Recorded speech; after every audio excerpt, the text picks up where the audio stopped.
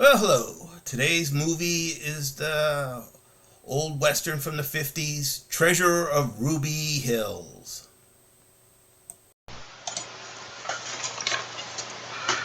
A man, Ross Haney, meets his partner who turns up shot and soon dies.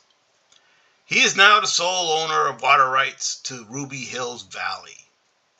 He goes there and he meets a pretty young woman and has a horse race with her and falls in love with her, of course. Seems there are two factions who are fighting over control of the valley.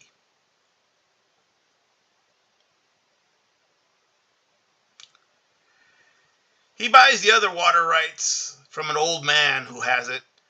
The old man sells it for $1 and the fun he'll have in watching what occurs.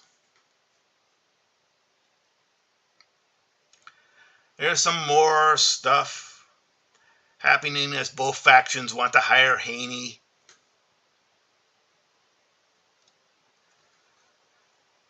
There's, of course, fights between these two factions.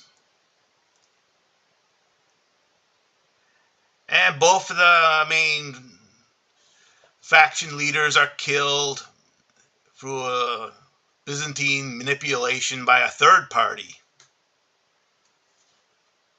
who takes over everything.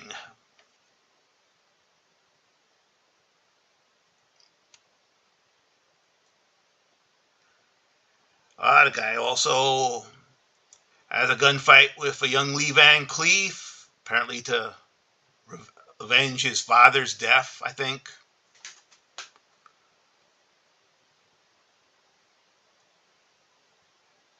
He eventually confronts the other guy in a ghost town.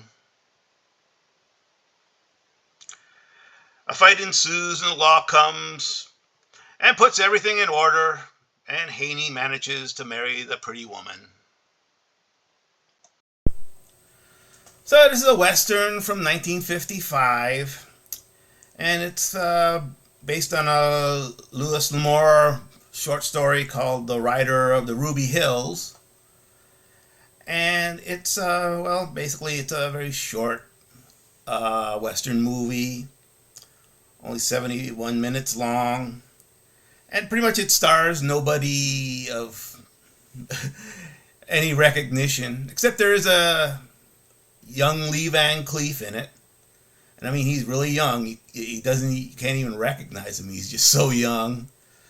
And that might be kind of one of the only reasons you might want to watch this movie. Although I think High Noon he was in, and he was even younger, so, and that's a much more better movie. And this movie is kind of, it was in a packet of movies that I got of Westerns from Timeless Media.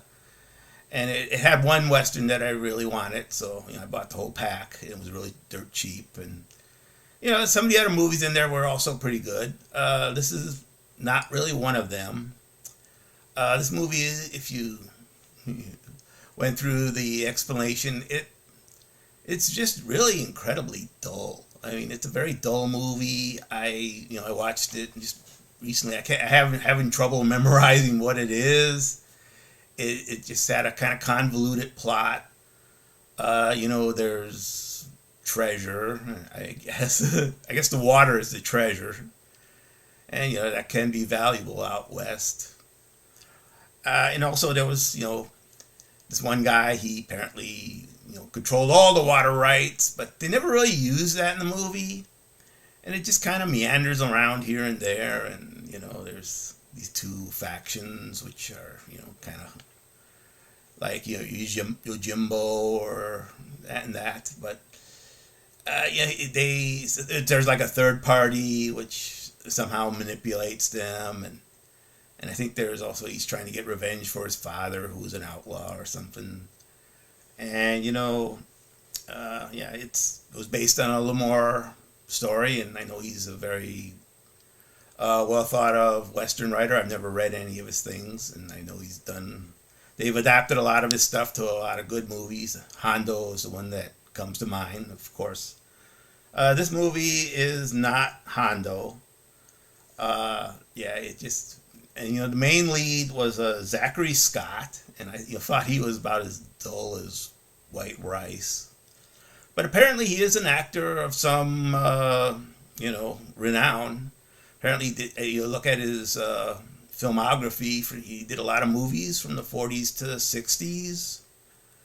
He got a Hollywood star on the Hollywood Walk of Fame, like in 1960, and he also named the Civic Center in Austin after him. So he was of some renown. Well, I don't know why, because he had absolutely zero screen presence. And yeah, this was a really just a kind of dull movie. I would definitely recommend many other westerns out there that are a lot better than this movie.